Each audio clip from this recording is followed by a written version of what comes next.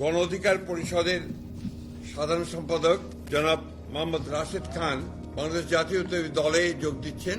রাজনীতির মঞ্চে কখনো কখনো এমন কিছু মুহূর্ত আসে যা অনেকটা নদীর গতিপথ বদলে যাওয়ার মতো। পুরনো ধার ছেড়ে নতুন স্রোতে পা বাড়ায় পরিচিত মুখ। তেমনই এক রাজনৈতিক বাঁকের সাক্ষী হয়েছে দেশের রাজনীতি। গণ অধিকার পরিষদের সাধারণ সম্পাদক রাশেদ খান দল ছাড়ার সিদ্ধান্ত নিয়ে যোগ দিতে যাচ্ছেন বাংলাদেশ জাতীয়তাবাদী দল বিএনপিতে। কিন্তু হঠাৎ কেন এই সিদ্ধান্ত নিলেন তিনি?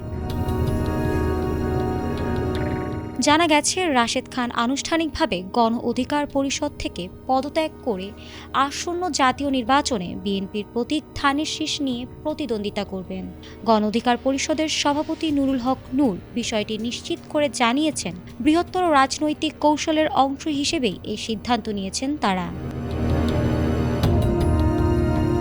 তিনি আরও জানিয়েছেন, রাশেদ খান ঝিনাইদহ ৪ আসন থেকে বিএনপির প্রার্থী হিসেবে নির্বাচনে অংশ নেবেন এবং তিনি দলীয় প্রতীক ট্রাক নিয়ে পটুয়াখালী ৩ থেকে নির্বাচন করবেন। দীর্ঘদিন ধরে রাজপথের আন্দোলন, সরকার বিরোধী কর্মসূচি এবং তরুণদের নেতৃত্বে সক্রিয় থাকা এই দলের সিদ্ধান্ত রাজনৈতিক অঙ্গনে নতুন আলোচনার জন্ম দিয়েছে। রাজনীতিবিদদের মতে, বিএনপির রাজনীতিতে রাশেদ খানের যুক্ত হওয়া দলটির সাংগঠনিক শক্তিকে আরও বিস্তৃত করবে, বিশেষ করে তরুণ ভোটারদের মধ্যে।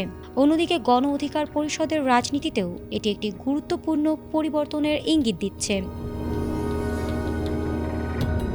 রাশেদ খানের এই সিদ্ধান্ত আগামী দিনের রাজনৈতিক সমীকরণের নতুন মাত্রা যোগ করবে, এমনটাই মনে করছেন সংশ্লিষ্টরা। তবে সময়ই বলে দেবে ধানের শীষের ছায়ায় রাশেদ খানের এই নতুন যাত্রা রাজনীতির মাঠে কতটা প্রভাব ফেলতে পারে। তবে একথা নিশ্চিত, এই পদক্ষেপ দেশের রাজনীতিতে নতুন আলোড়ন তুলেছে, আর সেদিকেই এখন তাকিয়ে রাজনৈতিক মহল।